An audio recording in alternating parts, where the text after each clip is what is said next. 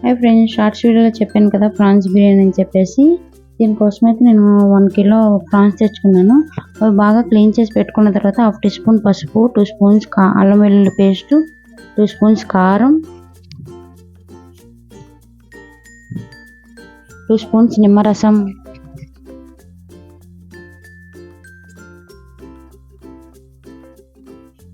కొద్దిగా కొత్తిమీర, పుదీనా, ఫ్రై చేసి పెట్టుకున్న ఆనియన్స్,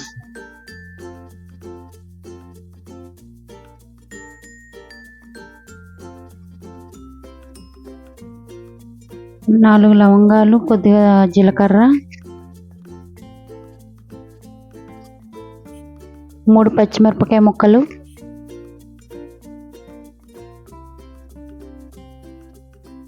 2 దాల్చిన చెక్కలు,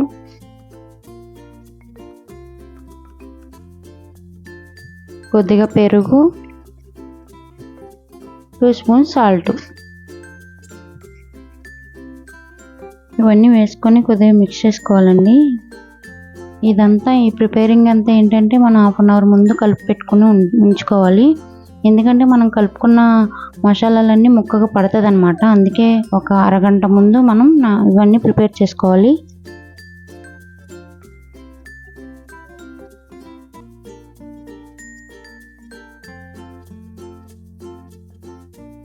ఇదేంటో తెలుసండి, బిర్యానీ ఆకు అనమాట. స్మెల్ అయితే చాలా బాగుంటుంది. మీకు కూడా తెలుసా ఈ ఆకు గురించి? తెలిసినట్లయితే నాకు కామెంట్ సెక్షన్లో కామెంట్ చేయండి. 3 స్పూన్స్ గరం మసాలా అండి. ముందుగా అయితే మనం రైస్ నానబెట్టుకోవాలి.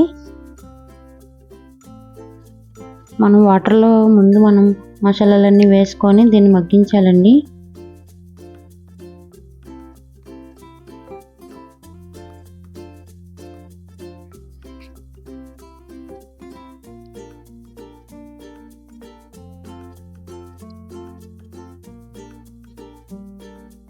ఇవైతే గులాబీ రేకులండి. గులాబీ రేకులు వేసాను. అవి ఎండినట్టు ఉండాలన్నమాట, మామూలు ఫ్రెష్ కాదు. కొద్దిగా ఎండిన గులాబీ రేకులు వేసుకోండి. వాటర్ మగ్గిపోయినాయండి. వాటర్ మగ్గిపోయిన తర్వాత రైస్ వేసుకోండి. గులాబీ రేకులు వేసినట్టు అని చూస్తున్నారా? ఒకసారి మీరు కూడా వేసి ట్రై చేయండి, చాలా టేస్ట్గా ఉంటుంది. మనం కలుపుకున్న మిశ్రమంలో కొద్దిగా టమాటాలు మిక్స్ చేసుకోండి. నేనైతే పొయ్యి మీద పెట్టి మగ్గిస్తున్నాను అవి కర్రీని. ఇది 70% దాకా ఉడికిపోయిందండి. కొద్దిగా కర్రీ తీసి కొద్దిగా పక్కన పెట్టుకోండి, ఎందుకంటే మనం లేయర్స్ పైన వేయడానికి. నేనైతే తీసి పెట్టుకున్నాను, మీరు కూడా తీసి పెట్టుకోండి. ఇవి లేయర్స్ కింద వేసానండి. ఉడికిందా లేదో చూస్తున్నాను అనమాట. ఉడికిపోయింది. 70% ఉడకాలండి. మిగతా 30% ఏంటంటే మన కిందలో ఉడికిపోతుంది అనమాట. చూడండి, లేయర్స్ కింద వేస్తున్నాను కదా. ఇలా ఏంటంటే మన కర్రీ రైస్ కలిసి టేస్ట్ చాలా బాగుంటుంది అనమాట. కొద్దిగా దీనిపైన నెయ్యి వేయండి టేస్ట్ కోసం. నేనైతే కలర్ ఎసెన్స్ వేసానండి. మీకు నచ్చితే వేసుకోండి, లేదంటే లేదు. నేనైతే కలర్ కోసం వేసాను అనమాట. కొద్దిగా దీనిపైన కొత్తిమీర, పుదీనా, ఇవి లేకపోతే అసలు టేస్టే ఉండదండి. మెయిన్ ఇవే కదా.